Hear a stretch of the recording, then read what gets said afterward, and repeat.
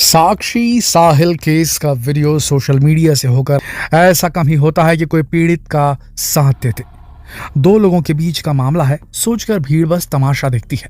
लेकिन क्या आपने सोचा है कि आखिर ऐसा क्यों होता है? आखिर इसके पीछे की वजह क्या है? वैसे तो ऐसी घटनाएं अक्सर देखने को मिल जाती हैं, लेकिन इस बार भीड़ के इस व्यवहार पर सवाल उठना लाजमी था। वो क्यों, शायद ही आप समझ गए होंगे। दरअसल जानकार इसे मनोविज्ञान की भाषा में बाई स्टैंडर इफेक्ट कह रहे हैं, और आज हम अपने इस वीडियो में इसी बाई स्टैंडर इफेक्ट को जानने समझने की कोशिश करेंगे। तो चलिए शुरू करते हैं हमारा आज का वीडियो। साहिल ने साक्षी पर चाकू से 40 बार वार किया, फिर 6 बार पत्थर से उस पर हमला किया। वहां से उस वक्त 17 लोग गुजरे, किसी ने उसकी मदद नहीं की। ऐसी बातें पिछले 3 दिनों से आप भी सुन रहे होंगे, लेकिन आखिर वहां मौजूद 1.5 दर्जन लोगों में से किसी ने साक्षी को बचाया क्यों नहीं? इस सवाल के जवाब को जानने के लिए आपको करीब 60 साल पीछे जाना होगा। जी हाँ, ये बात साल 1964 की है। अमेरिका के क्वींस शहर के केव गार्डन नाम की जगह पर 28 साल की किटी जिनोविस नाम की एक लड़की रहती थी। एक दिन उसके घर के बाहर एक शख्स उसका पीछा करता है।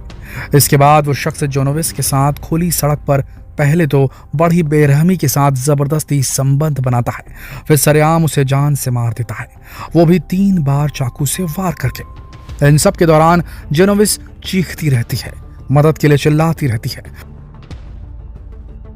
क्योंकि उसे लगता है कि उसे देखकर 38 लोगों में से कोई तो उसे बचाने आएगा। जी हाँ, जब जिनोविस के साथ सरेआम ये सब हो रहा था, उस वक्त वहां 38 लोग मौजूद थे, लेकिन किसी ने जिनोविस की मदद नहीं की, जिसके बाद जिनोविस की मौत हो गई। मीडिया रिपोर्ट्स की माने तो जब जिनोविस की मौत हो गई, तब एक शख्स ने पुलिस को खबर दी। हमले के समय वहां पर मौजूद एक दूसरे शख्स ने मीडिया को बातचीत में कहा था कि मैं इस सब में शामिल नहीं होना चाहता था। शायद ऐसी ही सोच आपकी और हमारी भी है, लेकिन कहा जाता है कि इस घटना के बाद ही एक्सपर्ट्स ने गवाहों के तमाशबीन बने रहने को समझने के लिए रिसर्च और एक साइकोलॉजिकल रिजल्ट पर शुरुआत कर दी थी। रिसर्च में समझ में आया कि इसे एक बाई स्टैंडर इफेक्ट थ्योरी कहा जा सकता है।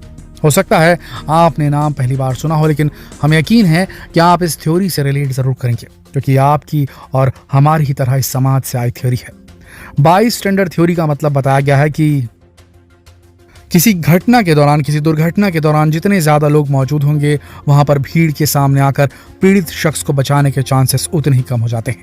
वहीं अगर कोई अकेला शख्स किसी को मुसीबत में देखे, तो हो सकता है कि वो विक्टिम की हेल्प करे। इस थ्योरी को सबसे पहले रिसर्च करने वाले 2 लोग थे।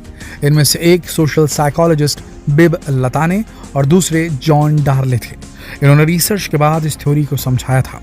रिसर्चर लताने और डार्ले ने बताया कि कई बार तमाशबीन लोग संकट में पड़े लोगों की परवाह करना चाहते हैं, लेकिन वे वास्तव में ऐसी घटना को अंजाम देने वाले को रोकते हैं या नहीं, ये इन 5 वजहों पर डिपेंड करता है। पहला, इंसिडेंट्स को नोटिस करना। दूसरा, ये तय करना कि इमरजेंसी है या नहीं। तीसरा, ये देखना कि इस घटना के लिए वो पर्सनली रूप से जिम्मेदार है या नहीं, मतलब कहीं भीड़ में वो अकेला ही तो आगे नहीं बढ़ रहा।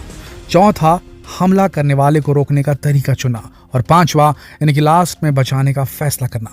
अब एक्सपर्ट लताने और डार्ले कहते हैं कि इनमें से किसी एक भी चीज की कमी होने पर घटनास्थल पर मौजूद शख्स मौके पर बचाव के लिए आगे नहीं आते। इन रिसर्च के जो रिजल्ट निकलकर सामने आया, उसका साफ साफ यही मतलब था कि भीड़ कमजोर और डरपोक होती है। जी हाँ, भले ही हमारे यहाँ ये कहा जाता है कि एकता में बल है, लेकिन इस साइकोलॉजिकल थ्योरी को माने तो भीड़ हमेशा डरपोक होती है। अब सवाल आपके मन में ये आ सकता है कि आखिर ऐसा होता क्यों है? तो इसका बड़ा ही सिंपल सा जवाब है। इसकी सबसे पहली वजह यह है कि भीड़ में कोई भी जिम्मेदारी नहीं लेना चाहता। भीड़ हमेशा किसी दूसरे से उम्मीद करती है कि वो हादसे या हमले पर पहला रिएक्शन दे, इसलिए सब एक दूसरे का मुंह ही ताकते रह जाते हैं। वहीं दूसरी वजह यह भी है कि कई बार लोग ये सोचने लगते हैं कि भाई इस पचड़े में पड़कर कौन पुलिस स्टेशन और कोर्ट के चक्कर काटे। और यह आपको भी मालूम होगा कि हमारे देश में तो भीड़ के डरपोक होने का सबसे बड़ा कारण यही है। वहीं जहां तक बात साक्षी केस की है, तो कई जानकार मानते हैं कि इसके पीछे भी सेम वही 2 वजहें हो सकती हैं।